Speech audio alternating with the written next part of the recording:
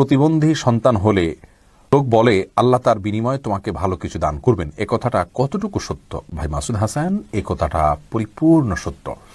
কারণ ইন্না আজামাল জাজা মিন আজমিল বালা, মানুষের জন্য যত বেশি পরীক্ষা আসে বড় আকারে, তার বিনিময়ে সেরকম বড় আকারে আসে।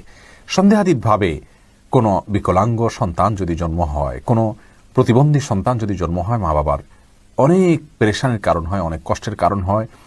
আল্লাহ তাআলার এই ফয়সালা তিনি মেনে নিয়েছেন, এই বিপদে তিনি ধৈর্য ধারণ করেছেন, এর জন্য তিনি অবশ্যই আল্লাহ তাআলার কাছে বিনিময় পাবেন। কারণ আল্লাহ তাআলা কোরআনে বলেছেন, ইন্নামা ইউওয়াফাস সাবিরুনা আজরাহুম বিগাইরি হিসাব, যারা ধৈর্যশীল তাদের বিনিময় আল্লাহ তাআলা বিনা হিসাবে দিবেন। অতএব যারা তাদের এ ধরনের সন্তানের কারণে, সন্তান বিকলাঙ্গ হওয়ার কারণে বা অটিস্টিক হওয়ার কারণে তারা কষ্ট করছেন, স্ট্রাগল করছেন, ধৈর্য ধারণ করছেন, আল্লাহ ফয়সালাকে মেনে নিচ্ছেন, সন্দেহাতীতভাবে তার জন্য আল্লাহর কাছে তারা অফুরন্ত সওয়াব লাভ করবেন।